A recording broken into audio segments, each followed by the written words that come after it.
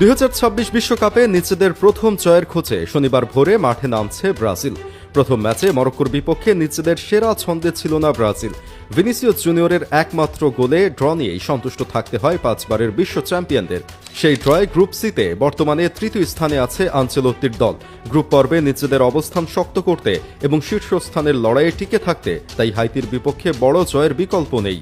মরক্কোর বিপক্ষে ম্যাচটি ব্রাজিলের জন্য ছিল কিছুটা হতাশা। কার্লো আনচেলত্তির দল পুরো ম্যাচ জুড়েই নিজেদের স্বাভাবিক রিদম খুঁজে পেতে সংগ্রাম করেছে। 2022 বিশ্বকাপের সেমিফাইনালিস্টদের বিপক্ষে মাঝ মাঠের নিয়ন্ত্রণ হারানোর পাশাপাশি আক্রমণেও খুব বেশি সুযোগ তৈরি করতে পারেনি তারা। ম্যাচ শেষে ভিনিসিয়াস জুনিয়র অবশ্য এর পেছনে মাঠের অবস্থাকে দায়ী করেছিলেন। তার মতে, শুকনো ও ধীর গতির পিচ ব্রাজিলের স্বাভাবিক ফুটবল খেলতে বাধা সৃষ্টি করেছে। তবে হাইতির বিপক্ষে সেই অজুহাতের কোনো সুযোগ নেই। কাগজে কলমে ব্রাজিল এই ম্যাচের স্পষ্ট ফেভারিট। বিশ্বকাপ জয়ের অন্যতম দাবিদার হিসেবে বিবেচিত দলটির কাছে শুধু জয় নয়, আধিপত্যপূর্ণ একটি পারফরম্যান্সও প্রত্যাশা করা হচ্ছে।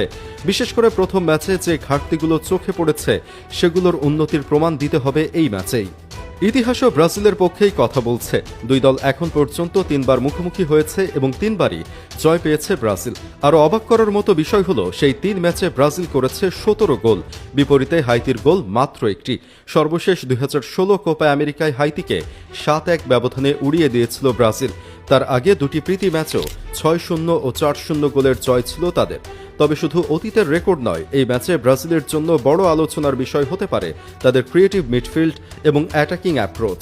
মরক্কোর বিপক্ষে পুরো ম্যাচে খুব বেশি গোলের সুযোগ তৈরি করতে পারেনি তারা। শক্তিশালী প্রতিপক্ষের কারণে এমনটা হয়েছে বলা গেলেও বিশ্বকাপের মতো মঞ্চে ধারাবাহিকভাবে চান্স ক্রিয়েট করতে পারাটা জরুরি।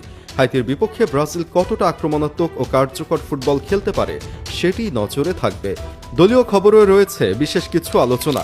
ফিটনেস সমস্যার কারণে নেইমারের খেলা এখন অনিশ্চিত। ব্রাজিল শিবিরে সবচেয়ে বড় প্রশ্নচিহ্ন এখন তাকে ঘিরেই। তবে নেইমারকে বাদ দিলে আনচেলত্তির স্কোয়াড প্রায় পুরোপুরি প্রস্তুত। প্রথম একাদশে কিছু পরিবর্তনের আভাসও মিলছে। ডিফেন্সে দানিলোকে দেখা যেতে পারে, পাশাপাশি ইগোর থিয়াগোর বদলে মাতেউস কুনিয়া শুরুর একাদশের সুযোগ পেতে পারেন বলে ধারণা করা হচ্ছে। মরক্কোর বিপক্ষে প্রত্যাশা পূরণ করতে না পারা আরও কয়েকজন খেলোয়াড়ের জায়গায় পরিবর্তন আসার সম্ভাবনাও রয়েছে। তবে আক্রমণের মূল ভরসা থাকছেন ভিনিসিয়াস জুনিয়র, আর রক্ষণভাগে গ্যাব্রিয়েল মাগালহায়াসের জায়গায় প্রায় নিশ্চিত।